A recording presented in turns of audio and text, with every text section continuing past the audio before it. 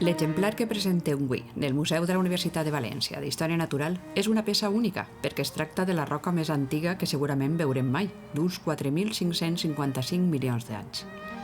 Es tracta d'un meteorit d'uns 34 quilos de pes i una densitat mitjana de 3 en 7 grams per centímetre cúbic.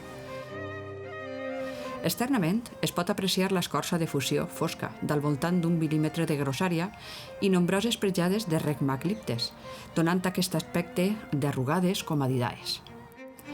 Imagineu-vos com seria aquest asteroid abans d'entrar en la nostra atmosfera, perquè durant la caiguda perden un muntó de massa. De fet, molts meteorits ni arriben a la superfície. De les tones de material extraterrestre que aconsegueixen arribar a la superfície de la Terra cada dia, no es recupera ni l'1%.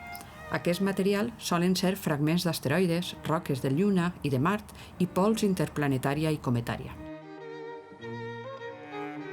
Aquest exemplar de meteorit, que du el nom de meteorit València, està classificat geoquímicament com una condrita tipus H5.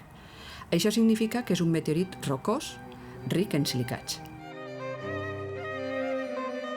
Podem parlar de que els meteorits tenen 3 edats. La primera seria la del seu naixement. Aquesta roca en concret té una edat de formació de 4.555 milions d'anys i la seva composició seria similar a la del Sol i contenen unes esfèrules anomenades còndols, d'ací la seva classificació com a condrita. La segona edat és quan es desprenen del seu cos pare. En aquest cas, aquesta roca va eixir del cinturó d'asteroides que hi ha entre Mart i Júpiter fa 6,9 milions d'anys.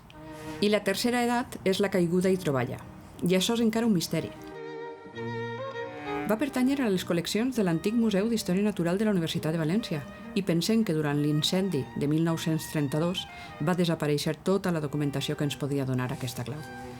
El nom de meteorit València va ser donat perquè, encara que no se sap amb certesa si la seva caiguda va tindre lloc a la Comunitat Valenciana, la probabilitat de portar des de molt lluny una roca de quasi 40 quilos fa més de 200 anys, quan no se sabia el que eren els meteorits ni la importància que podrien tindre, fa més fàcil pensar que sigui una caiguda propera.